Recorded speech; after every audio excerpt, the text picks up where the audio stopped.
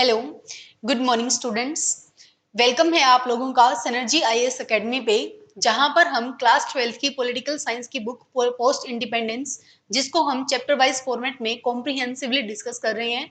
आज इस lecture series का हमारे पास में थर्ड लेक्चर है इसका, जिसके अंदर हम थर्ड चैप्टर को करेंगे। वो है हमारा प्लांट डेवलपमेंट के बारे में आज हम बात करेंगे। जो हमारे पास फर्स्ट 2 चैप्टर्स थे उनको थोड़ा सा हम रिकैप कर लेते हैं कि पहले 2 चैप्टर्स के अंदर हमने क्या पढ़ा है। फर्स्ट चैप्टर जो हमारे पास में चैलेंजेस ऑफ नेशन बिल्डिंग था, चैलेंजेस ऑफ नेशन बिल्डिंग, उसके अंदर हमने कॉम्प्रिहेंसिवली 3 चैलेंजेस को डिस्कस किया था।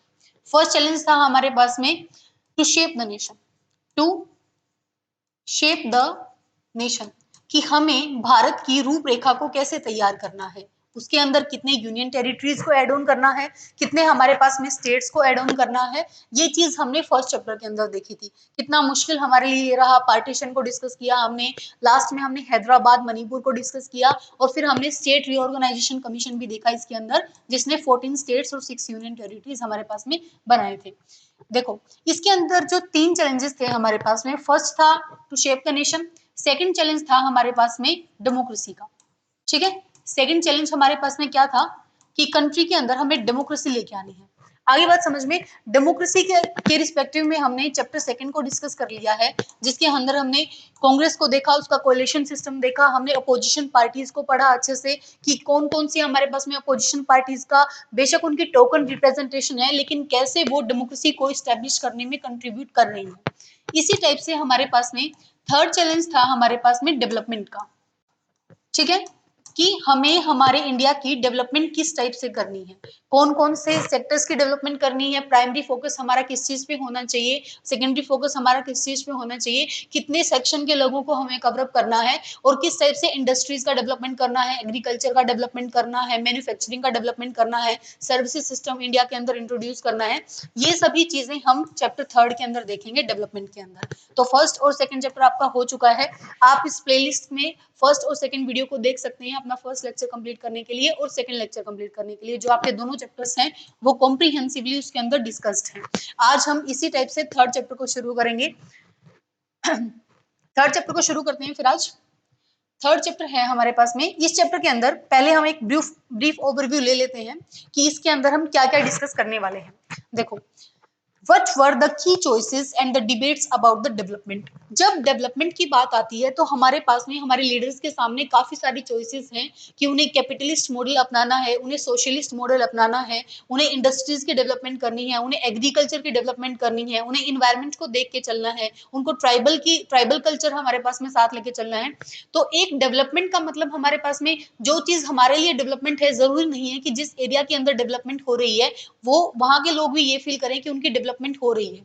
फॉर एग्जाम्पल, अगर आप हमारे पास में हिमालयन रीजन्स के अंदर अगर कोई डैम की कंस्ट्रक्शन करवाएंगे, कोई इरिगेशन के रिस्पेक्टिव में कोई भी प्रोजेक्ट्स लेके आएंगे, तो उन लोगों को दिक्कत होगी, क्योंकि ऑब्वियसली अगर वहां के एरिया में डैम बनाया जा रहा है तो लोगों को हम वहां से मूव आउट करवा रहे हैं कि आप ये जगह छोड़िए और दूसरी जगह पे रहिए। उनके रिसोर्सेज हो रहे हैं हमारे पास में, वो अपने रिसोर्सेज छोड़ के किसी दूसरी जगह पे जा रहे हैं। मतलब जो हमारे लिए डेवलपमेंट हो सकता है, मान लो कि हम तो डैम लगा के वहां पे इलेक्ट्रिसिटी बना रहे हैं, वहां पे डैम से हमारे पास में वाटर को कंजर्व किया जा रहा है, लेकिन वहां पे जो लोग रह रहे थे उनके लिए क्या क्या समस्याएं सामने आ सकती हैं। तो क्या हो सकता है कि जो डेवलपमेंट हमारे लिए एक सेक्शन ऑफ पीपल के लिए हो सकता है कि वो डेवलपमेंट हो सकता है कि दूसरे सेक्शन के लोगों के लिए वो डेवलपमेंट ना हो। तो ये हमारे पास में काफी सारी डिबेट होती है। What were the key choices and the debates about the development. Second है which strategy was adopted by our leaders in the first 2 decades and why, कि कौन सी स्ट्रेटेजी को हमारे लीडर्स ने अडॉप्ट किया। उसके बाद है what were the main achievements and the limitation of this strategy, कि क्या क्या अचीवमेंट्स रही उस स्ट्रेटेजी की और क्या क्या हमारे पास में लिमिटेशंस रही। उसके बाद है why was the development strategy abandoned in the last years, कि हमारे पास में उसके ड्रॉबैक्स क्या क्या रहे, क्या मतलब हमारे पास में समस्याएं आई। इन सब चीजों को हम होलिस्टिकली कॉम्प्रिहेंसिवली इस चैप्टर के अंदर डिस्कस करेंगे कि डेवलपमेंट होता क्या है। हो गया इतना क्लियर। हमने 2 चैप्टर्स के अंदर ऑब्वियसली डेमोक्रेसी को डिस्कस कर लिया है, हमारे पास में टू शेप द नेशन, हमारे पास में जो कांग्रेस का सिस्टम था वो डिस्कशन हो चुका है। आज हम डेवलपमेंट को कॉम्प्रिहेंसिवली डिस्कस करेंगे, जो भी हमारे पास में की पैरामीटर्स हैं उनको देख के चलेंगे। तो चलते हैं। देखिए, पॉलिटिक्स ऑफ प्लान्ड डेवलपमेंट। सबसे पहले तो आप इसका मीनिंग समझिए। प्लान्ड डेवलपमेंट का मतलब क्या होता है? प्लान्ड डेवलपमेंट का मतलब होता है कि हम प्लानिंग करके चल रहे हैं। प्लान डेवलपमेंट मतलब हमने प्लानिंग कमीशन इस्टेब्लिश किया, हमने उसके अंदर आगे हम पढ़ेंगे कि फर्स्ट प्लानिंग कमीशन के अंदर हमने इन की पैरामीटर्स को हमारे पास में अंडर हमने प्रायोरिटी बेसिस पे लिया है, जैसे एग्रीकल्चर को। सेकंड हमारे पास में प्लानिंग कमीशन जब आया, हमारे पास में सेकंड 5 ईयर प्लान आया, तब हमने इंडस्ट्रीज को प्रेफरेंस दी है। प्लान डेवलपमेंट का मतलब क्या है हमारे पास में कि हम प्लान करके चल रहे हैं, हम किस टाइप से कौन से सेक्टर को कितनी इंपॉर्टेंस देने वाले हैं, कितने सेक्टर्स में हम अपना कंट्रीब्यूशन करने वाले हैं, कितना किस सेक्टर के ऊपर हम इकोनॉमिक पैसा ज्यादा लगाने वाले हैं। तो प्लान डेवलपमेंट का मतलब होता है कि हम एक प्लानिंग मैनर में चल रहे हैं कि हमें डेवलपमेंट को किस तरीके से लेके चलना है। आपको चैप्टर का नाम हो गया है clear, politics of plan development. उसके बाद हम देखते हैं, इन्होंने देखिए इन्होंने इंट्रोड्यूस किया है हमारे पास में ओडिशा का विलेज, इन्होंने इंट्रोड्यूस कर रखा है चैप्टर के फर्स्ट में। और पोस्को जो प्लांट है उसके लिए जो लोग रिटेलिएट कर रहे हैं उनको इंट्रोड्यूस किया। जो मैंने आपको बताया कि जो मैंने डैम का एग्जांपल आप लोगों को देके बताया है कि जो डेवलपमेंट हमारे लिए डेवलपमेंट है, जरूरी नहीं है कि वो वहां के लोगों के लिए भी उन्हें लगे कि ये डेवलपमेंट हो रहा है। उनको ये हो सकता है कि हमारे रिसोर्सेज वेस्ट किए जा रहे हैं, हमारी जो डेली लाइफ है उसके अंदर आप मतलब डिस्टर्बेंस क्रिएट हो रही है। तो क्या हो सकता है हमारे पास में की पैरामीटर्स डेवलपमेंट के क्या होते हैं कि जो हमारे लिए डेवलपमेंट है, जरूरी नहीं है कि वो दूसरे सेक्शन के लिए भी डेवलपमेंट हो। इसलिए इन्होंने ये ओडिशा का जो हमारे पास में पोस्को प्लांट है वो इंट्रोड्यूस कर रखा है कि वहां के लोग कैसा फील कर रहे हैं जब वहां पे ओडिशा के एक डिस्ट्रिक्ट के अंदर एक प्लांट इस्टेब्लिश किया जाता है, जिसकी वजह से लोगों को वहां की जगह छोड़ के दूसरी जगह पे जाके अपना रहन मतलब घर ढूंढना पड़ रहा है, वहां के रिसोर्सेज ढूंढने पड़ रहे हैं, वहां पे एम्प्लॉयमेंट ढूंढनी पड़ रही है। तो उनको क्या क्या दिक्कतें हो रही हैं, तो इसके अंदर हम क्या पढ़ेंगे। The central government feels that if the industry is not allowed, it would set a bad example and discourage investments in the country। कि अगर इंडस्ट्री हम किसी एरिया के अंदर इंडिपेंडेंस के बाद इस्टेब्लिश कर रहे हैं, तो उसकी वजह से भी समस्याएं सामने आ रही हैं कि जिस एरिया के अंदर इंडस्ट्री इस्टेब्लिश हो रही है वहां के लोगों को दिक्कत हो रही है, वहां पे नॉइज पोल्यूशन हो रहा है, वहां का इन्वायरमेंट हमारे पास में हार्म हो रहा है। लेकिन अगर हम किसी भी एरिया के अंदर इंडिया के अंदर इंडस्ट्री स्टेब्लिश नहीं करेंगे, तो बाहर से की कंट्री से जो फॉरेन डायरेक्ट इन्वेस्टमेंट आती है हमारी कंट्री के अंदर, तो वो पैसा बाहर की कंट्रीज कैसे दे पाएंगी, और उसका जो कंट्रीब्यूशन फर्दर जो गवर्नमेंट यूज करती है वो कैसे यूज कर पाएगी। तो ये हमारे पास में इंडिया की गवर्नमेंट के पास डिलेमा था, सेंट्रल गवर्नमेंट के पास, कि if the industry is not allowed, कि अगर हम इंडस्ट्रीज को अलाउ नहीं करेंगे, it would set a bad example and discourage investments in the country. ये हमारे लिए बैड एग्जांपल को स्टैब्लिश करेगा, और फिर जो इन्वेस्टमेंट्स हमारी कंट्री के अंदर आ रही हैं उनको डिस्करेज किया जाएगा। मतलब जो इन्वेस्टमेंट्स बाहर की कंट्री से हमारी कंट्री के अंदर आ रही हैं वो बंद हो जाएंगी। ठीक है, हमारे पास में ये डिलेमा सेंट्रल गवर्नमेंट के पास चल रहा है। तो इन क्वेश्चंस को ब्रीफली, जो ये पैराग्राफ है इसके जो अंदर जो क्वेश्चंस लिखे हुए हैं, इन क्वेश्चंस को ही हम इस चैप्टर के अंदर डिस्कस करने वाले हैं। देखिए, व्हाट आर देयर की points of conflict? Do you think there are any common points on which everyone can agree?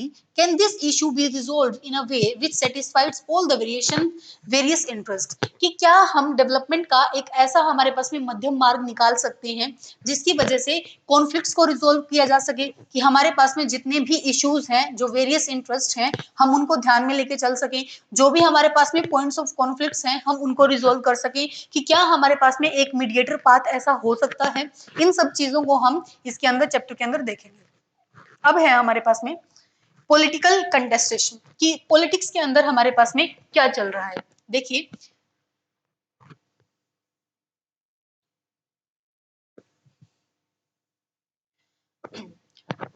यहां पे देखिए, one social group against another, present generation against future generation. देखिए, जब डेवलपमेंट की बात आती है, तो जब हम सस्टेनेबल डेवलपमेंट का मतलब यूज करते हैं, सस्टेनेबल डेवलपमेंट जब हम वर्ड इंट्रोड्यूस करते हैं, उसका मतलब होता है कि हम इस तरीके से आज की जनरेशन की डेवलपमेंट करें कि जो आने वाली जनरेशन है उसके लिए रिसोर्सेज खत्म ना हो। ठीक है, मतलब यहाँ पे इन्होंने यही डिलेमा दिखाया है। These questions can't be answered bye an expert, decisions of this kind involving weighing the interest of the social groups against another। कि जिस हमारे पास में, जैसे हमने डैम्स का एग्जांपल ही हम लेके चले थे, तो जिन लोगों को दिक्कत हो रही है और जिनसे उनको बेनिफिट हो रहा है, हम उन दोनों के कॉन्फ्लिक्ट्स को रिजोल्व करना चाह रहे हैं। हम जो हमारे पास में प्रेजेंट जनरेशन है और जो फ्यूचर जनरेशन है, उनके जो कॉन्फ्लिक्ट्स आ रहे हैं हम उनको रिजोल्व करना चाहते हैं, कि हम डेवलपमेंट इस तरीके से करें कि जो आने वाली जनरेशन है उसका नुकसान ना हो किसी भी कॉस्ट पे। ये चीज हम देखने वाले हैं। Yet the final decision must be a political decision, जबकि जो डिसीजन लेगा वो पॉलिटिकल डिसीजन होगा, क्योंकि हमारे पास में ऐसा तो नहीं है, गवर्नमेंट पूछ सकती है, रिफरेंडम करवा सकती है कि आप किस तरीके की डेवलपमेंट चाहते हो, लेकिन जो फाइनल डिसीजन होगा वो तो गवर्नमेंट के रिप्रेजेंटेटिव्स ही लेंगे obviously, taken by the people's representatives who are in touch with the feelings of the people. कि जो हमारे पास में लोगों का, जैसे हमारे पास में हमने डेमोक्रेसी वाले में देखा था कि एक कंस्टिट्यूएंसी होती है, वहां पे हम एक बंदे को इलेक्ट करके भेजते हैं जिसको हम रिप्रेजेंटेटिव बोलते हैं, फिर हमारे पास में वो पार्लियामेंट का पार्ट बनता है, और फिर आगे फर्दर हमारे पास में प्रोसेस होता है अगर कोई भी लॉ इंट्रोड्यूस होता है। तो इसका मतलब हो गया कि जो लोग बताएंगे अपने रिप्रेजेंटेटिव को कि हमें हमारे इलाके के अंदर इस तरीके की डेवलपमेंट चाहिए है, मतलब हमारे एरिया के अंदर तो रोड की हमारे पास में जरूरत है, हमें स्कूल्स की जरूरत है, हमें हॉस्पिटल्स की जरूरत है, कि जिस टाइप के डेवलपमेंट उन्हें चाहिए है वो अपने रिप्रेजेंटेटिव को बताएंगे, और आगे फिर वो रिप्रेजेंटेटिव पार्लियामेंट में उनको रिप्रेजेंट किया जाएगा। आगे बात समझ में, मतलब जो हमारे पास में फाइनल डिसीजन है फिर वो क्या होगा, पॉलिटिकल डिसीजन होगा, मतलब जो हमारे पास में रिप्रेजेंटेटिव्स हैं, जो गवर्नमेंट का पार्ट है, वो ये डिसीजन लेंगे कि किस टाइप की डेवलपमेंट हमें इस रीजन के अंदर करवानी है। हो गया आपके अंदर। आगे हम आगे जो डिस्कशन करेंगे, जो आपके पास में जो भी आपके डिलेमा है, जो आपकी कंफ्यूजन है, जैसे ही चैप्टर हमारे पास में फर्दर मूव होगा आपकी ये कंफ्यूजन दूर हो जाएगी। थोड़ा सा पेशेंस बनाए रखिए। तो इसके अंदर हमारे पास में क्या है, फर्स्ट पेज के अंदर हमने क्या डिस्कशन किया है कि जो हमारे पास में डेवलपमेंट के पैरामीटर्स हैं वो हर बंदे के लिए अलग हो सकते हैं, और गवर्नमेंट हमारे पास में फाइनल अथॉरिटी होगी जो डिसाइड करेगी कि किस टाइप की डेवलपमेंट एक रीजन के अंदर हमें करवानी है। नेक्स्ट पेज पे चलते हैं हम। ये देखिए इसके अंदर क्या है, देखो, the development of India should mean both economic growth and the social and the economic justice। कि जो इंडिया के अंदर डेवलपमेंट है उसका उसका मतलब हमारे पास में क्या होगा, India should mean both economic growth and social and economic justice. कि हमारे पास में इंडिया की जो ग्रोथ है, जीडीपी की ग्रोथ है, वो तो ऑब्वियसली होनी ही चाहिए, जो हमारे पास में इकोनॉमिक ग्रोथ है वो तो होनी ही चाहिए, लेकिन उसके साथ क्या होना चाहिए, इकोनॉमिक जस्टिस। इकोनॉमिक जस्टिस का मतलब होता है कि जो हमारे पास में रिसोर्सेज का डिस्ट्रीब्यूशन है वो इक्वल होना चाहिए। जो हमारे पास में ऐसा नहीं है कि अगर इस तरीके की डेवलपमेंट की, हमने कोई इंडस्ट्री डेवलप कर दी, तो जिस बंदे ने इंडस्ट्री डेवलप की है उसके पास पैसा ही पैसा है, जो उस एरिया के अंदर हमारे पास में लोग हैं उनके पास ना एम्प्लॉयमेंट है, ना उनके पास रोजगार है हमारे पास में, ना उनके पास और रिसोर्सेज हैं यूज करने के लिए, उनका जो लाइवलीहुड का सिस्टम है वो भी हमने खत्म कर दिया है। आप समझ रहे हो इसको, कि हमारे पास में इकोनॉमिक जस्टिस होना चाहिए, कि जो कंसंट्रेशन ऑफ वेल्थ है वो नहीं होनी चाहिए, ये ऐसा ना हो कि सिर्फ एक ही सेक्शन ऑफ पीपल के पास हमारे पास में बहुत ज्यादा पैसे हों और जो दूसरा सेक्शन है उनके पास पैसे ही ना हो यूज करने के लिए। तो इस तरीके से हमें इंडिया की डेवलपमेंट करवानी है कि उसके अंदर इकोनॉमिक ग्रोथ भी हो, कि हमारी जीडीपी भी ग्रोथ करे, और दूसरा इकोनॉमिक जस्टिस और सोशल जस्टिस भी होना चाहिए, मतलब सोसाइटल लेवल पे जस्टिस होना चाहिए, हमारे पास में हर सेक्शन के लोगों का भला होना चाहिए। जो हमने हमारे पास में थर्ड चैलेंज डिस्कस किया था, गुड फॉर ऑल, वो ऑब्वियसली होना चाहिए कि सभी लोगों का हमारे पास में, सभी को उन चीजों से बेनिफिट होना चाहिए जो गवर्नमेंट की पॉलिसीज है। आगे हो गया ये इतना क्लियर। आगे देखते हैं, it was also agreed that this matter can't be left to the businessman, industrialist and the farmers themselves, that the government should play a key role in this. कि ऐसी बात नहीं है कि हमारे पास में इंडस्ट्रीज डेवलप करनी है तो आप प्राइवेट सेक्टर को दे दो, जो भी इंडस्ट्री डेवलप करना चाहता है वो कर सकता है, मतलब हमारे पास में जो कमांड है ना वो गवर्नमेंट के पास होनी चाहिए। अगर गवर्नमेंट को कोई इंडस्ट्री स्टेब्लिश करनी है तो गवर्नमेंट क्या ध्यान रखेगी, अगर मान लो कि गवर्नमेंट का हमारे पास में इंटरवेंशन होगा इंडस्ट्री को डेवलप करने में, तो गवर्नमेंट क्या ध्यान रखेगी कि जो वहां पे इंडस्ट्री को चलाने के लिए जो लोग चाहिए वो उसी रीजन से उठाए जाएं, ताकि उन लोगों को एम्प्लॉयमेंट मिले। आप समझ रहे हो इस चीज को, उन लोगों का हमारे पास में बेनिफिट हो सके, वो रोजगार कमा सके जिससे उनका घर चल सके, फिर वो हमारे पास में फर्दर अपनी खुद की इंडिविजुअल ग्रोथ कर सके। तो आप समझ रहे हैं कि गवर्नमेंट का हमारे पास में क्या होना चाहिए, रोल होना चाहिए। हमें सब कुछ प्राइवेट पे नहीं छोड़ना है कि भाई हमारे पास में प्राइवेट ग्रुप्स आएंगे, इंडस्ट्रीज बनाएंगे, तो फिर वो तो क्या पता हमारे पास में जो मिनिमम वेज देनी होती है, एक मजदूर को मजदूरी देनी होती है, क्या पता वो तो फुलफिल ही ना कर पाए उस चीज को। हमारे पास में ये भी तो होता है ना कि बॉन्डेड लेबर जैसा कंसेप्ट आता है, चाइल्ड लेबर का कंसेप्ट आता है कि वो बच्चों से काम करवा रहे हैं। तो इन सब चीजों को हमारे पास में ध्यान रखने के लिए क्या किया जाता है कि गवर्नमेंट की इंटरवेंशन फिर किसी भी की पैरामीटर के अंदर, किसी भी सेक्टर के अंदर हमारे पास में जरूरी हो जाती है। कि गवर्नमेंट हमारे पास में इंटरवीन करेगी और वो चेक करेगी कि हमारे पास में बेशक इंडस्ट्री डेवलप हो रही है जिसकी वजह से हमारे पास में इंडिया की ग्रोथ हो रही है, लेकिन इस टाइप की ग्रोथ ना हो जिससे उस सेक्शन के लोगों का हमारे पास में क्या ना हो सके, भला ना हो सके। उनका भी हमें देख के चलना है कि उनके पास में रिसोर्सेज भी हो, एम्प्लॉयमेंट भी हो और उनका हमारे पास में वेलबींग हम देख के चले। आगे देखिए, there was a disagreement however on the kind of a role that the government must play in ensuring growth with justice। कि हमारे पास में इस चीज के ऊपर आगे डिबेट हमारे पास में सामने आता है कि गवर्नमेंट का कहां तक रोल होगा। अगर एक इंडस्ट्री बना रहे हैं तो वो हमारे पास में 100% गवर्नमेंट ओन करेगी या फिर इसके अंदर हमारे पास में प्राइवेट इंटरवेंशन भी होगा कि जो हमारे पास में कुछ प्राइवेट इंडिविजुअल भी हमारे पास में इसमें इंटरफेयर करना चाहते हैं वो भी कर सकते हैं, नहीं कर सकते हैं। मतलब गवर्नमेंट का जो हमारे पास में रोल है वो कहां तक रहेगा और किस हद तक रहेगा, ये हमारे पास में ये डिबेट सामने आया है। आगे देखिए इन्होंने क्या लिखा है, each of the decisions had political consequences. ये तो हमने देख लिया कि जो भी हमारा डिसीजन होगा उसके पॉलिटिकल कंसिक्वेंसेस होंगे, क्योंकि आफ्टर ऑल हमारी जो समस्याएं हैं उनको कौन रिप्रेजेंट कर रहा है, जो हमने रिप्रेजेंटेटिव चूज करके भेजा है हमारी कंस्टिट्यूएंसी से, वो उन चीजों को रिप्रेजेंट कर रहा है। आगे जो डिसीजन लेंगे वो सेंट्रल गवर्नमेंट लेगी, हमारे पास में प्राइम मिनिस्टर लेंगे, काउंसिल ऑफ मिनिस्टर्स लेगी, तो वो एक पॉलिटिकल डिसीजन होगा। Most of these issues involve political judgement and required consultation among political parties and approval of the public. कि जो भी हमारे पास में डिसीजन लिया जाएगा उसको पब्लिक से भी अप्रूव किया जाएगा और हमारे पास में जो पॉलिटिकल पार्टीज हैं वो मिलकर डिसाइड करेंगी कि किस टाइप की डेवलपमेंट इंडिया के अंदर होनी चाहिए। ठीक है, कौन कौन से हमें मतलब कौन कौन से सेक्टर्स को ध्यान में लेके चलना है, कौन कौन से लोगों को ध्यान में लेके चलना है। अगर हम किसी रीजन के अंदर डेवलपमेंट करवा रहे हैं तो उस रीजन की टोपोग्राफी कैसी है, वहां पे कैसे टाइप किस टाइप के लोग रह रहे हैं, इन सब चीजों को देख के गवर्नमेंट चलेगी, फिर उसका होलिस्टिक प्लान बनाया जाएगा जिसको हमने प्लान डेवलपमेंट बोला है। इसीलिए तो हमने प्लान डेवलपमेंट का मतलब वो वर्ड यूज किया है चैप्टर के इंट्रोडक्शन में कि प्लान डेवलपमेंट, मतलब हम सब कुछ प्लान करके चल रहे हैं कि किस टाइप की डेवलपमेंट इस रीजन के अंदर करवानी है। आगे देखिए आप ideas of development, ideas of development. अब इसको आप थोड़ा सा ध्यान रखिएगा। देखो जो मैंने ये ग्रीन में हाईलाइट किया है इसको पढ़ो एक बार। For development has different meanings for the different sections of the people।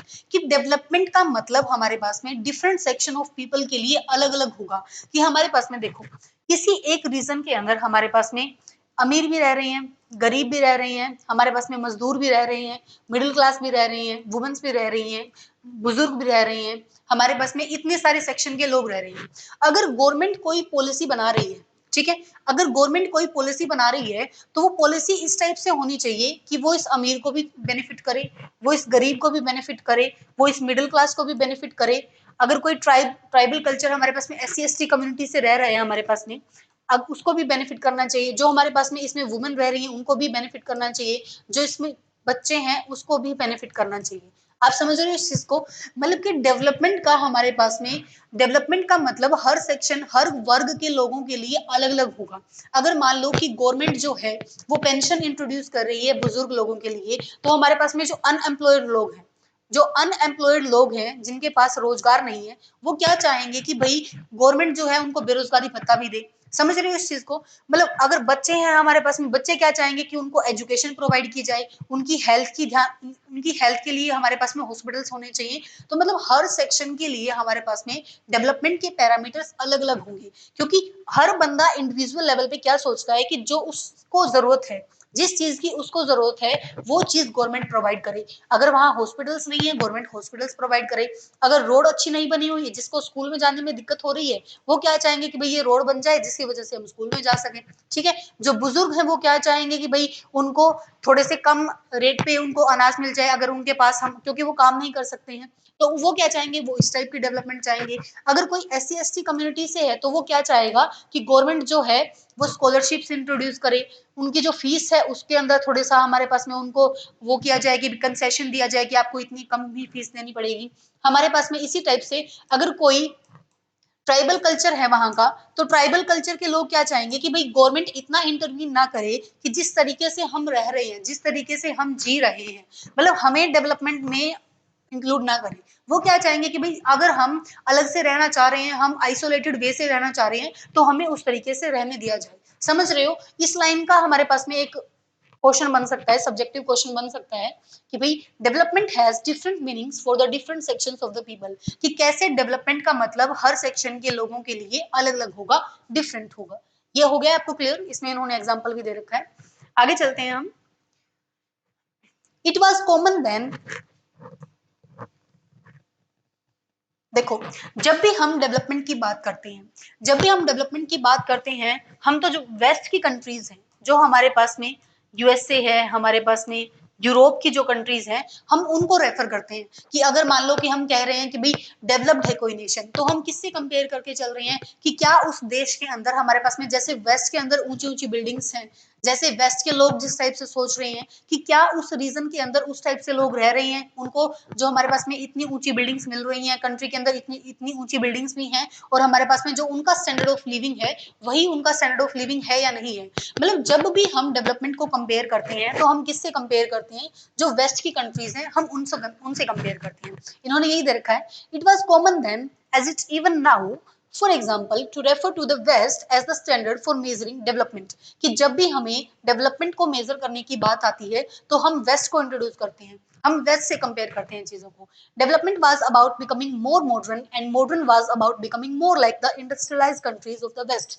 कि डेवलपमेंट का मतलब है कि हम मॉडर्न बने, और मॉडर्न बनने का मतलब है कि हम वेस्ट जिससे मॉडर्न बने। ठीक है, हमारे पास में ये आपके पास ये डिस्कशन हो गया है हमारा कि भाई कैसे हम डेवलपमेंट को वेस्ट से कनेक्ट करते हैं, क्योंकि हम जब डेवलपमेंट के मीन्स को इंट्रोड्यूस करते हैं, जो भी पैरामीटर्स हैं हमारे डेवलपमेंट के, हम उनको किससे कंपेयर करते हैं, वेस्ट से कंपेयर करते हैं कि वेस्ट के अंदर ऐसा स्टैंडर्ड ऑफ लिविंग है, क्या वेस्ट के लोगों की हेल्थ फैसिलिटीज ऐसी है, क्या वेस्ट जैसे हमारे यहाँ स्कूल्स हैं, क्या वेस्ट जैसे यहाँ हॉस्पिटल्स हैं, क्या वेस्ट जैसे यहाँ पे रेलवे नेटवर्क है हमारा, क्या वेस्ट जैसे मेट्रो नेटवर्क है हमारे यहाँ, समझ रहे हो हमारे पास में, मतलब गवर्नमेंट का हमारे पास में मैक्सिमम रोल होना चाहिए। तो जब भी हम डेवलपमेंट की बात करते हैं तो हम वेस्ट से कंपेयर करते हैं इस चीज को।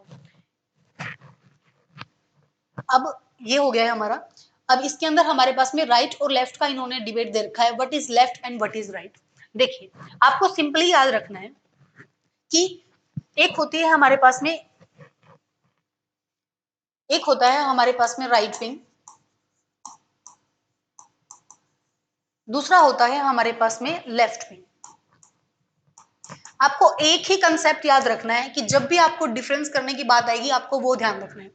अगर कोई पॉलिटिकल पार्टी, ध्यान से सुन रहे हैं, अगर कोई पॉलिटिकल पार्टी हमारे पास में कैपिटलिस्ट उसकी पॉलिसीज हैं, हमारे पास में इंडस्ट्रीज के डेवलपमेंट वो चाहती है, मतलब जो हमारे पास में अपर मिडिल क्लास है उनके लोग, उनका जो भला है वो सोच रही है, जो हमारे पास में कैपिटलिस्ट वर्ग है, जो कैपिटलिस्ट लोग हैं, जो इंडस्ट्रियलिस्ट लोग हैं, अगर कोई भी हमारे पास में पॉलिटिकल पार्टी उनका ज्यादा सोच रही है तो वो कौन सी पार्टी होगी, वो राइट विंग पार्टी होगी। ठीक है, और अगर ऐसी कोई हमारे पास में पॉलिटिकल पार्टी है जो गरीबों का ज्यादा सोच रही है, जो पुअर हमारे पास में मिडिल क्लास हैं, उन लोगों का अगर ज्यादा सोच रही है तो उसे हम बोलेंगे लेफ्ट विंग पार्टी है। ठीक है, यही इस पे लिखा हुआ है। Left often refers to those who are in favor of the poor and the downtrodden sections and support government policies for the benefits of these sections। मतलब जो हमारे पास में पुअर लोगों का भला सोच रही है, जो मिडिल क्लास लोगों का भला सोच रही है, वो हमारे पास में लेफ्ट विंग है। And the right refers to those who believe that free competition and the market economy alone ensures progress and the government should not unnecessarily intervene in the economy। मतलब हमारे पास में जिनकी कैपिटलिस्ट सोच है, जो क्या चाहते हैं कि गवर्नमेंट की इंटरवेंशन कम से कम होनी चाहिए, मतलब प्राइवेट ओनरशिप होनी चाहिए। ठीक है, आगे बात समझ में। राइट विंग क्या होगा कि जो चाहेगा कि गवर्नमेंट की इंटरवेंशन, जो गवर्नमेंट की इंटरवेंशन है वो कम से कम होनी चाहिए। और लेफ्ट विंग क्या चाहेगा, क्योंकि ये तो गरीबों का भला करना चाहते हैं, तो ये क्या चाहते हैं कि भाई गवर्नमेंट की हमारे पास में इंटरवेंशन होनी चाहिए, ताकि वो स्कॉलरशिप्स इंट्रोड्यूस करे, फ्री मिड डे मील जैसी स्कीम्स लेके आए, ताकि मतलब लोगों का भला हो सके। उसे हम क्या कहेंगे, जो वो पॉलिटिकल पार्टीज होंगी उसे क्या कहा जाएगा कि वो लेफ्ट विंग पॉलिटिकल पार्टीज हैं। ठीक है, ये डिबेट हो गया है हमारा क्लियर कि राइट विंग किसे बोलेंगे हम और लेफ्ट विंग किसे बोलेंगे, डेवलपमेंट का मतलब क्या होगा, वेस्ट से हम कैसे हमारे पास में कंपेयर करके चलते हैं डेवलपमेंट को, ये सारी चीजें हमारी क्लियर हो गई। नेक्स्ट चलते हैं हम।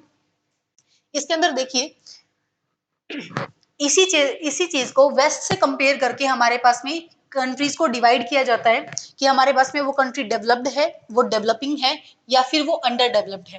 मतलब अगर किसी कंट्री के अंदर वेस्ट जैसी डेवलपमेंट है तो वो डेवलप्ड है, अगर उसके अंदर हमारे पास में वेस्ट जैसी डेवलपमेंट नहीं है तो वो डेवलपिंग है, और या फिर बिल्कुल ही हमारे पास में काफी एक गैप बना हुआ है जो वेस्ट के अंदर डेवलपमेंट है और उस कंट्री के अंदर, हम उसे क्या कहेंगे, अंडर डेवलप्ड है वो। ठीक है, ये हो गया है हमारे पास में क्लियर। अब देखो दो मॉडल्स हमारे पास में निकल के आए हैं। दो मॉडल्स कौन कौन से निकल के आए हैं? जो हमारे पास में यूएसएसआर के डिसइंटीग्रेशन होने से पहले दो कंट्रीज हमारे पास में पूरे वर्ल्ड को जिन्होंने डोमिनेट कर रखा था, एक तो है हमारे पास में यूएसए, जिसकी क्या है हमारे पास में पॉलिसीज क्या है, कैपिटलिस्ट पॉलिसीज है। कैपिटलिस्ट पॉलिसीज मतलब क्या है, जो चाहते हैं कि प्राइवेट का जो रोल है ना वो ज्यादा होना चाहिए। ठीक है, और फिर है हमारे पास में दूसरी कंट्री क्या है, यूएसएसआर कंट्री है, जो सोशलिस्ट बेसिस पे चलती है, सोशलिस्ट बेसिस पे चलती है। और उनका क्या रोल है कि गवर्नमेंट की जो प्राइवेट का जो हमारे पास में रोल है ना वो कम होना चाहिए, और जो गवर्नमेंट का रोल है हमारे पास में वो ज्यादा होना चाहिए, कि गवर्नमेंट को फ्री स्कीम्स लेके आनी चाहिए। ठीक है, मतलब ऐसी स्कीम्स लेके आनी चाहिए जहां से लोगों का भला हो सके, जो पुअर सेक्शन है उनका भला हो सके।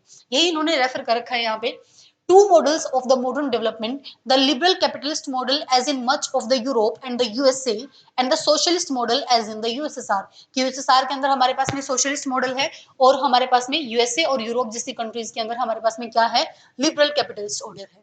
There were many in India then who were deeply impressed by the Soviet model of development। India के अंदर हमारे पास में लोग किससे इंस्पायर थे, सोवियत मॉडल ऑफ डेवलपमेंट से इंस्पायर थे। ये आपका ऑब्जेक्टिव क्वेश्चन बन सकता है कि जो हमारे पास में इंडियन लीडर्स थे वो कैपिटलिस्ट मॉडल से इंस्पायर थे या फिर सोशलिस्ट मॉडल से इंस्पायर थे। तो इसका आंसर क्या होगा, सोशलिस्ट मॉडल से इंस्पायर थे, जो यूएसएसआर के अंदर हमारे पास में चल रहा था।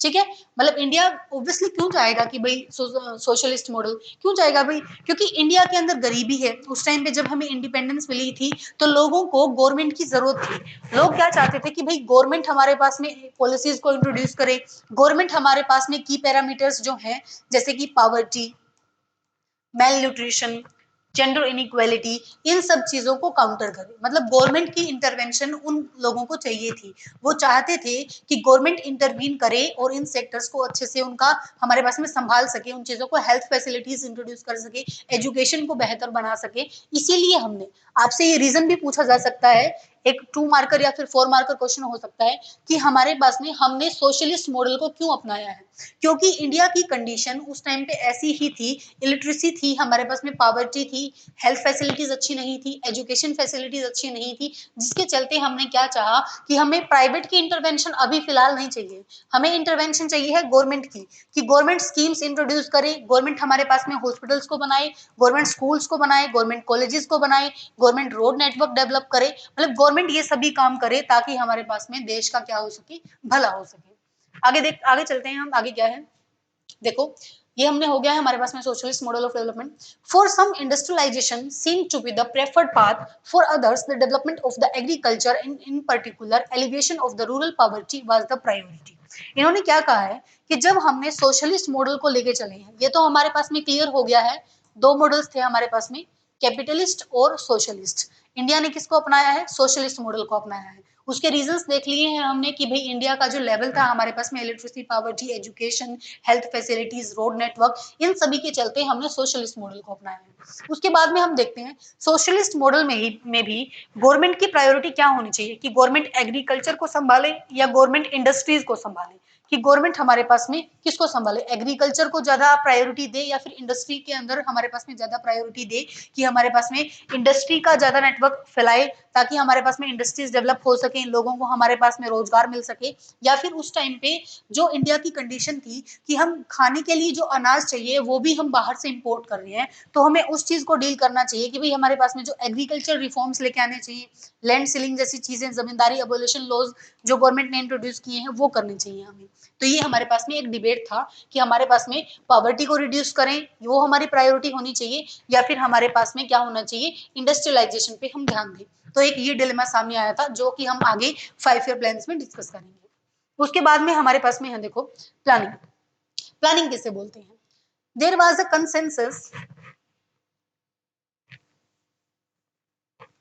देखो जब हमारे पास में डेवलपमेंट की इतनी डिबेट हमने देख ली है तो किसी ना किसी पॉइंट पे तो कंसेंसस बनना चाहिए ना लीडर्स का हमारे पास में कि हमें इस सेक्शन के लोगों की हमारी डेवलपमेंट करनी है, इस सेक्टर की डेवलपमेंट करनी है। तो किसी पॉइंट पे आके तो गवर्नमेंट कंसेंसस बिल्डअप करेगी। कंसेंसस का मतलब क्या होता है कि जब पॉलिटिकल पार्टीज जो हैं उनके बीच में हमारे पास में एक मत हो जाए, ठीक है, वो चीजों को लेके श्योर हो जाएं कि हमें यही काम करना है, मतलब सभी लोग इस चीज के लिए राजी हो जाएं, उसे हम बोलते हैं कंसेंसस।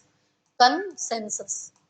देखो there was a consensus on one point that the development could not be left to the private actors, कि जो भी डेवलपमेंट है हम वो प्राइवेट एक्टर्स पे नहीं छोड़ेंगे कि भाई अगर इंडस्ट्री डेवलप करनी है तो प्राइवेट प्लेयर्स को इंट्रोड्यूस कर दिया कि आप ही आके देखो इंडस्ट्री डेवलप करो, जिस तरीके से आपको काम करना है वैसा करो। एक तो हम ये काम नहीं करेंगे कि भाई प्राइवेट सेक्टर पे को ही हम सारी रिस्पॉन्सिबिलिटी दे दें, मतलब गवर्नमेंट का रोल हमारे पास में रहेगा। उसके बाद में there was the need for the government to develop a design a plan for the development. दूसरा हमने क्या सोचा कि प्राइवेट प्लेयर्स को इंट्रोड्यूस नहीं करना है, लेकिन अगर गवर्नमेंट को हम इंट्रोड्यूस कर रहे हैं तो गवर्नमेंट को क्या होना चाहिए, गवर्नमेंट एक प्लान इंट्रोड्यूस करे, गवर्नमेंट ये बताए कि वो आने वाले हमारे पास में 5 सालों में, 10 सालों में, 15 सालों में क्या क्या करने वाली है। 5 सालों में वो क्या करने वाली है, 10 सालों में वो क्या करने वाली है, 15 सालों में वो क्या करने वाली है। मतलब गवर्नमेंट को एक प्लान इंट्रोड्यूस करना पड़ेगा जिसके अंदर वो ब्रीफली इंट्रोड्यूस करे कि इस प्लान के अंदर हम एग्रीकल्चर पे ध्यान दे रहे हैं, इस प्लान के अंदर हम इंडस्ट्रीज पे ध्यान दे रहे हैं, इस प्लान के अंदर हम रोड नेटवर्क्स को बिल्डअप कर रहे हैं, इस प्लान के अंदर हम हेल्थ फैसिलिटीज को इंप्रूव कर रहे हैं। मतलब कि गवर्नमेंट को ये सब कुछ हमारे पास से सिटीजन्स को बताना चाहिए कि किस तरीके से वो अपना कार्य करने वाली है। ये देख लिया है हमने अभी, यहाँ तक हो गया है क्लियर। हमने डेवलपमेंट की डिबेट देख ली है, हमने यूएसएसआर का मॉडल देख लिया है, कैपिटलिस्ट मॉडल देख लिया है, इंडिया के अंदर किस तरीके की डेवलपमेंट लीडर्स चाहते हैं हमने वो देख लिया है। अब चलते हैं हम नेक्स्ट उसके अंदर नेक्स्ट पेज पे। ये जो कार्टून्स है मैं पहले भी बता चुकी हूँ आप लोगों को कि ये हम नेक्स्ट कोई भी हमारे पास में सेपरेट वीडियो के अंदर सारे ही कार्टून्स जो इस बुक के रहेंगे पोस्ट इंडिपेंडेंस के वो डिस्कस कर लेंगे इंडिविजुअली। अभी देखियो प्लानिंग कमीशन हमारे पास में क्या है। प्लानिंग कमीशन क्या है? The planning commission was set up in the March 1950 by a simple resolution of the government of India. कि प्लानिंग कमीशन को सिंपल रिजोल्यूशन से एस्टेब्लिश किया गया है। ये वन मार्कर ऑब्जेक्टिव क्वेश्चन बन सकता है कि प्लानिंग कमीशन को कैसे एस्टेब्लिश किया गया है, कोई कॉन्स्टिट्यूशनल अमेंडमेंट किया गया है या फिर गवर्नमेंट ने कोई बॉडी इंट्रोड्यूस की है। तो प्लानिंग कमीशन को सिंपली 1950 में एक सिंपल रिजोल्यूशन से गवर्नमेंट ऑफ इंडिया ने एस्टेब्लिश किया है। प्लानिंग कमीशन का हमारे पास में क्या काम रहेगा कि प्लानिंग कमीशन किस तरीके से, मतलब गवर्नमेंट का हमारे पास में फ्रेमवर्क है, रूपरेखा जो गवर्नमेंट की है कि वो किस सेक्टर के ऊपर कितना ध्यान देना चाहती है, कैसे गवर्नमेंट पॉलिसीज इंट्रोड्यूस कर रही है, कितने लोगों को कवर अप करना चाहती है, कौन से सेक्टर्स को कवर अप करना चाहती है। प्लानिंग कमीशन का काम है कि वो प्लान इंट्रोड्यूस करे और लोगों को ये बताए कि वो किस तरीके से गवर्नमेंट काम करना चाहती है। प्लानिंग कमीशन का ये काम था। ठीक है, हो गया ये क्लियर। ये ध्यान रखोगे आप 1950 और हमारे पास में सिंपल रिजोल्यूशन से प्लानिंग कमीशन को एस्टेब्लिश किया गया है। जो प्लानिंग कमीशन है हमारे पास में, जब नीति आयोग हमारे पास में रोल के अंदर आया था तो प्लानिंग कमीशन को खत्म कर दिया गया था और गवर्नमेंट ने क्या इंट्रोड्यूस किया था हमारे पास में, नीति आयोग को। The government of India replaced the planning commission with a new institution name NITI Aayog. NITI Aayog हमारे पास में क्या है, national institution for transforming India. ठीक है, नीति आयोग की जब स्टेब्लिशमेंट हुई तो प्लानिंग कमीशन को रिप्लेस करने के लिए हुई थी। कब हुई थी? 1 जनवरी 2015 को इसकी स्टेब्लिशमेंट हुई है। And find out the objectives and the composition from the websites. इन्होंने ये वेबसाइट भी रेफर कर रखी है, आप इसको भी हमारे पास में चेक कर सकते हैं। ठीक है, इसके अंदर हमने देख लिया कि प्लानिंग कमीशन क्या करेगा, सिटीजन्स को क्या चाहिए, मैन वुमेन हमारे पास में equally, and the right to adequate means of livelihood. हमारे पास में जो इकोनॉमिक सिस्टम है उसके ऊपर कैसे ध्यान दिया जाएगा, कंसंट्रेशन ऑफ वेल्थ को कैसे प्रिवेंट किया जाएगा, मतलब इन सब चीजों पे कौन काम करेगा, प्लानिंग कमीशन काम करेगा और एक अच्छा सा प्लान बना के गवर्नमेंट को देगा कि गवर्नमेंट को इन इन की पैरामीटर्स पर ध्यान देना है। हो गया क्लियर। अब देखिए नेक्स्ट के अंदर हमारे पास में क्या है, the planning commission was not a sudden invention. कि प्लानिंग कमीशन ऐसी बात नहीं है कोई सडन इन्वेंशन है, मतलब एकदम से प्लानिंग कमीशन को नहीं बनाया गया है, उससे पहले भी इंडिया के अंदर प्लानिंग होती थी। ठीक है, इन्होंने एक एग्जांपल भी दे रखा है, we commonly assume that private investors such as the industrialist and the big business entrepreneurs adverse the ideas of planning, कि ऐसी बात है कि गवर्नमेंट से पहले, ठीक है, अभी तो हम प्लानिंग कमीशन किसकी बात कर रहे हैं, गवर्नमेंट की बात कर रहे हैं, कि गवर्नमेंट हमारे पास में प्लानिंग कमीशन ने को स्टेब्लिश किया है, जिसकी वजह से गवर्नमेंट प्लान बनाना चाहती है, गवर्नमेंट ये बताना चाहती है कि मैं आने वाले 5 सालों में कौन कौन सी चीजों पर ध्यान देना चाहती हूँ।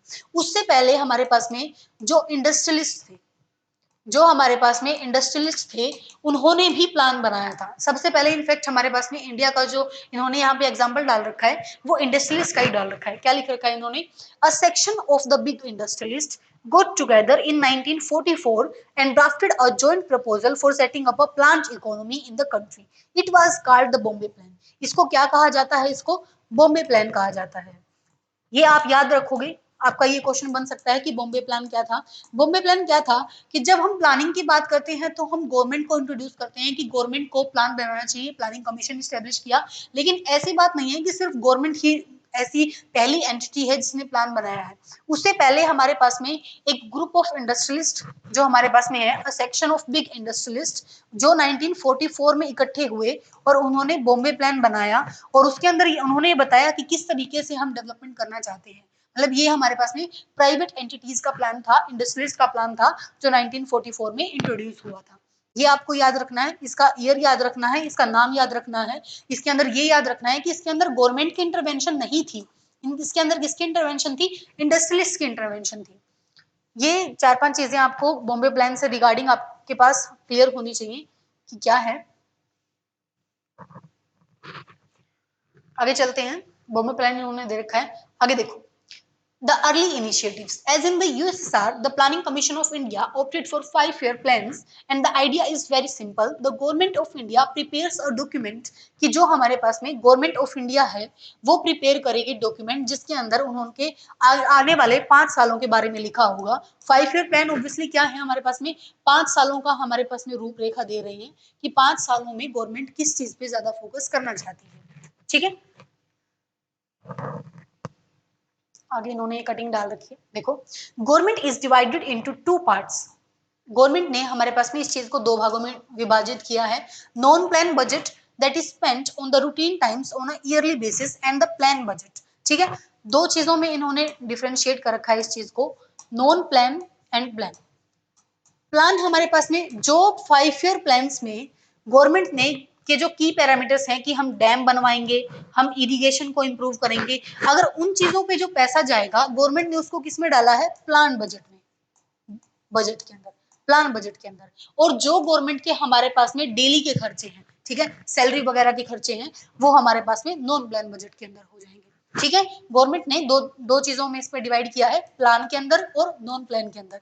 प्लान के मुताबिक जहां पैसा जा रहा है कि हमें डैम्स बनवानी है, हमें इरिगेशन को इम्प्रूव करना है, हमें स्कूल्स बनवाने हैं, उसको हम बोलेंगे प्लान बजट। और जहां हमारे पास में जो हमारे पास में दूसरी चीजों में पैसा जा रहा है उसको हम क्या कहेंगे, नॉन प्लान बजट। हो गया आपको ये क्लियर? नेक्स्ट चलते हैं, नेक्स्ट पेज के ऊपर।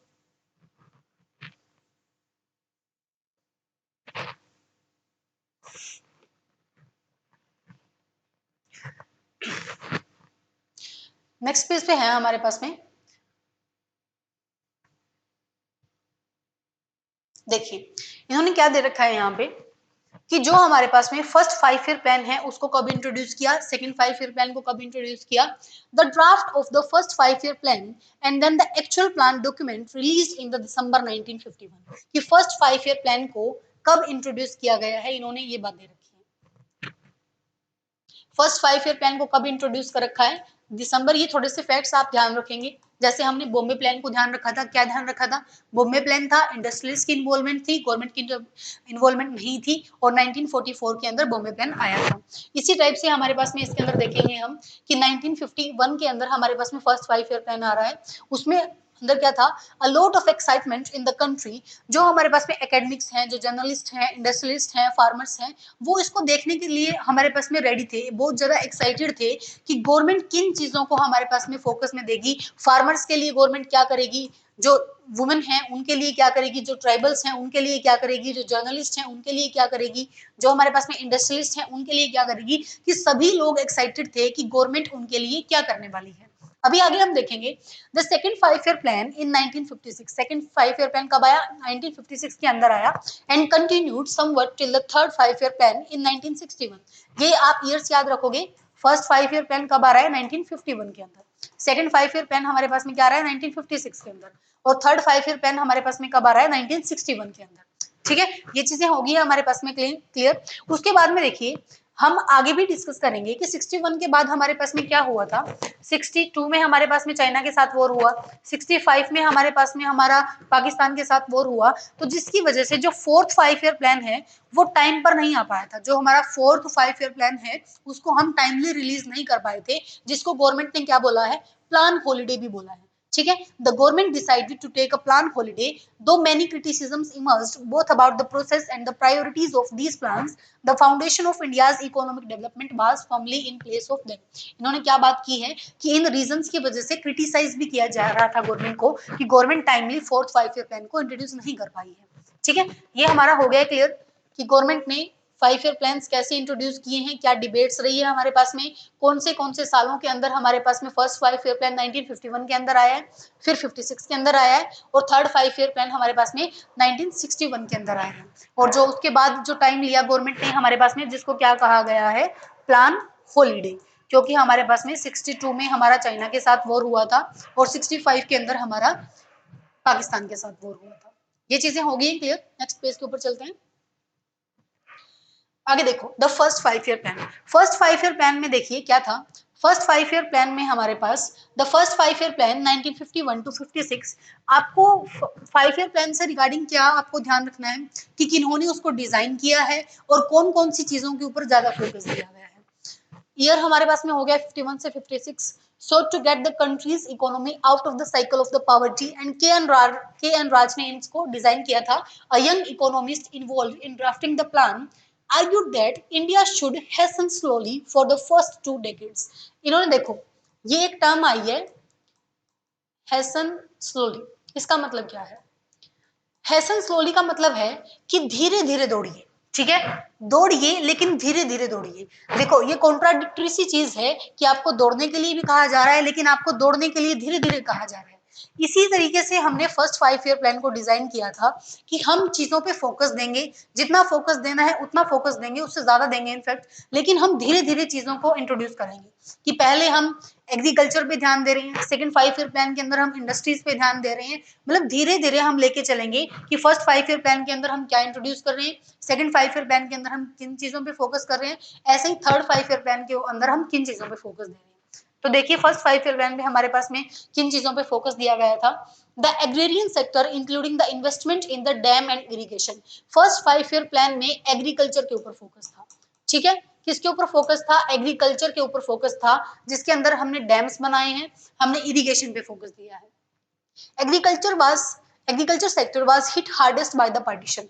ऑब्वियसली देखिए हमने हमारे पास में जो फर्स्ट चैप्टर के अंदर हमने क्या डिस्कस किया था कि जो बंगाल वाला रीजन है उसको भी हमने 2 पार्ट्स में डिवाइड कर दिया, पंजाब वाला रीजन है उसको भी 2 पार्ट्स में डिवाइड कर दिया। तो जो ये पंजाब वाला रीजन है ये बहुत ही फर्टाइल रीजन है। हमारे पास में पार्टीशन की वजह से एग्रीकल्चर के ऊपर हम फोकस नहीं दे पाए हैं, हम इरिगेशन पे फोकस नहीं दे पाए हैं। तो इन चीजों के चलते क्या हुआ था कि एग्रीकल्चरल वाज सीवियरली डैमेज्ड। ठीक है, सीवियरली डैमेज्ड, जिसकी वजह से हमने हमारी फर्स्ट प्रायोरिटी को क्या बनाया कि हम एग्रीकल्चर पे ध्यान देंगे। कि मतलब जो हमारे पास में फर्स्ट 5 ईयर प्लान होगा उसके अंदर हम एग्रीकल्चर पे ध्यान देंगे। और जो बाखरा नंगल डैम है हमने इसी 5 ईयर प्लान के अंदर बनाया है। It focused on the land reforms as the key to the country's development. हमने लैंड रिफॉर्म्स की तरफ भी ध्यान दिया है। फर्स्ट 5 ईयर प्लान के अंदर हमने क्या देखा है कि जो भी हमारे पास में बड़े बड़े जमींदार हैं जिनके पास बहुत ज्यादा जमीनें हैं, उनको हमने क्या किया कि भाई सिर्फ आप इतनी जमीन ही रख सकते हो, उसके बाद हमारे पास में जो बाकी की जमीन है, भूदान मूवमेंट जैसे हमारे पास में काफी मूवमेंट्स आए हैं। और जो लैंड सीलिंग हमने इंट्रोड्यूस की है कि भाई आप इतनी ही जमीन रख पाओगे, इससे फिर लोगों ने हमारे पास में इसका मिसयूज भी किया। लोगों ने जो अपने रिश्तेदार हैं उनके पास जमीन नाम करवा दी ताकि उनके पास वो लैंड एरिया रह सके। तो गवर्नमेंट ने हमारे पास में किन किन पैरामीटर्स पे फोकस किया है कि हम एग्रीकल्चर के ऊपर ध्यान देंगे, हम जो डैम्स हैं उसके ऊपर ध्यान देंगे, हम इरिगेशन डिपार्टमेंट के ऊपर ध्यान देंगे, क्योंकि एग्रीकल्चर ही हमारे पास पार्टीशन की वजह से सीवियरली डैमेज हुआ था। ठीक है, ये चीजें हो गई हैं। raise the level of the national income which could be possible only if the people saved more money than they spent। और गवर्नमेंट क्या चाहती है कि लोगों की हमारे पास में सेविंग बढ़े, वो जो है उनके पास यूज करने के लिए पैसा ज्यादा है। पैसा ज्यादा कब आएगा कि हमारे पास में देखो फर्स्ट 5 ईयर प्लान के अंदर हमने इंडिया की कंडीशन को आप देखिए, 1951 के अंदर हमारे पास में इलिटरेसी है, कंट्री के अंदर पॉवर्टी है, और जो हमारे पास में मेजर सेक्शन है वो किससे काम चला रहा है, लैंड से, एग्रीकल्चर से काम चला रहा है। ठीक है, वो हमारे पास में खेती बाड़ी कर रहे हैं जिससे उनका घर चल रहा है। तो गवर्नमेंट ने क्या किया है कि अगर हम एग्रीकल्चर को ज्यादा अच्छा से फर्टाइल कर पाएंगे, उनको इरिगेशन फैसिलिटीज दे पाएंगे, तो लोगों के पास हमारे पास में यूज करने के लिए जो पैसा है वो बढ़ेगा। अगर उनके पास पैसा है वो बढ़ेगा तो उनके पास उनकी सेविंग्स भी बढ़ेगी, और वो उन सेविंग का यूज हमारे पास में अगर कोई बीमार हो गया है उनकी हेल्थ फैसिलिटीज को इम्प्रूव करने में कर सकते हैं, जो हमारे पास में एजुकेशन है उसको इम्प्रूव करने में कर सकते हैं। तो गवर्नमेंट ने ये होलिस्टिक प्लान बनाया, जिसकी वजह से गवर्नमेंट ने डैम्स के ऊपर काम किया, जिसकी वजह से हमारा ये साइकिल चला और हमारी कंट्री के अंदर काफी सारी चीजें इंप्रूव हुई। ये था हमारे पास में फर्स्ट 5 ईयर प्लान। इसके अंदर जो मेजर चीजें थी वो हमने सारी देख ली हैं।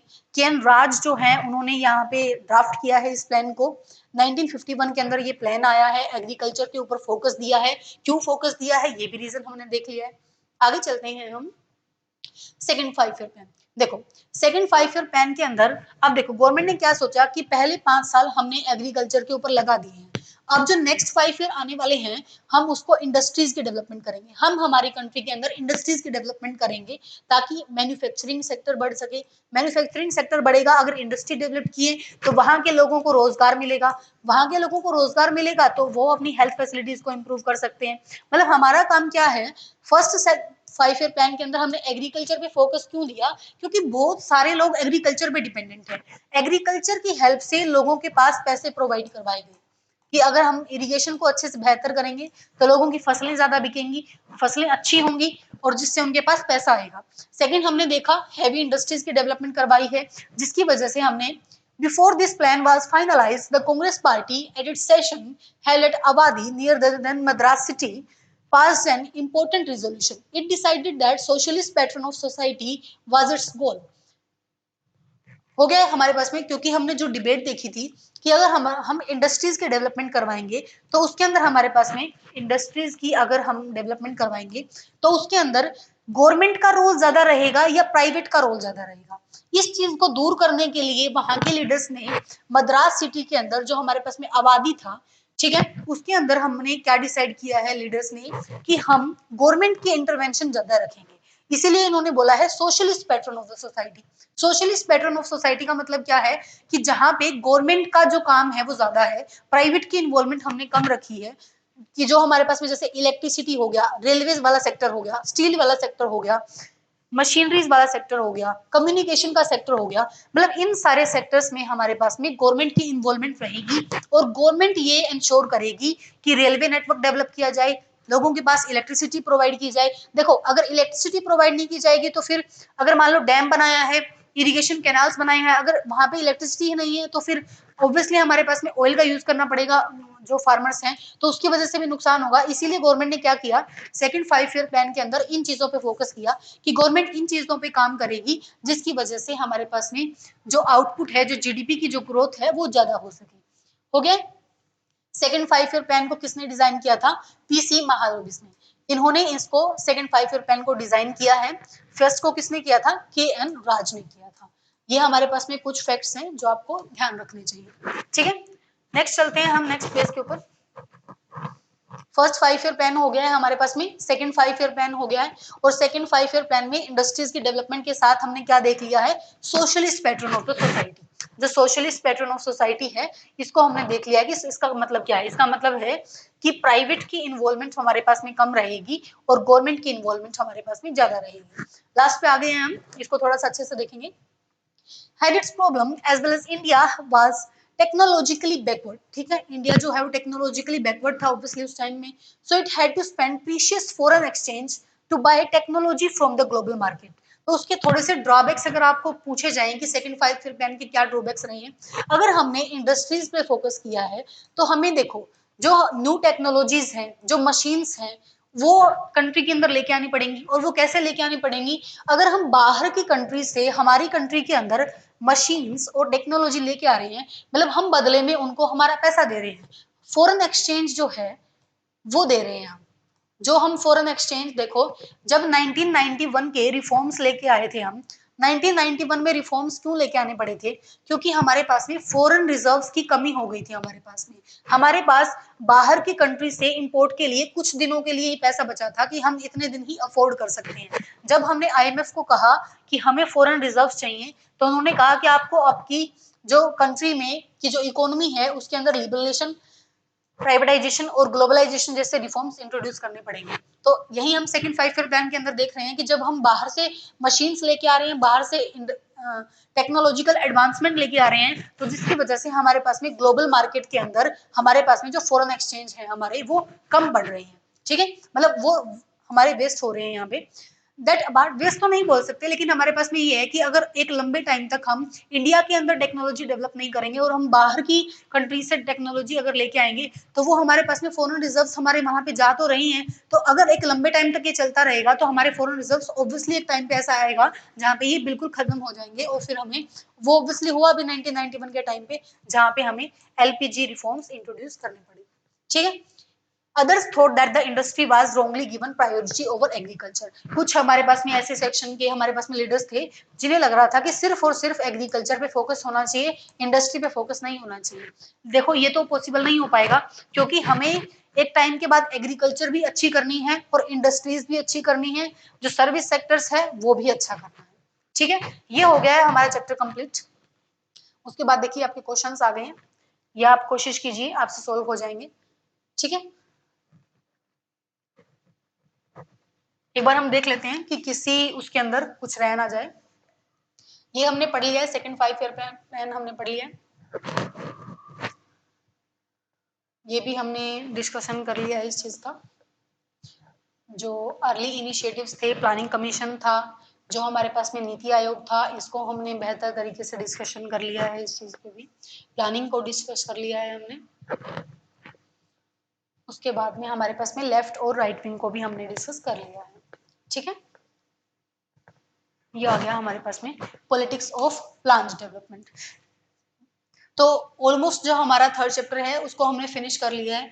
तो मिलते हैं आपसे नेक्स्ट चैप्टर के अंदर। तो इससे पहले आपको क्या करना है, जो पहले 3 चैप्टर्स हैं आपको इनसे अच्छे से डिस्कशन करना है। इन चीजों पे जो इनके क्वेश्चंस हैं इस पे आप थोड़ा सा फोकस कीजिए।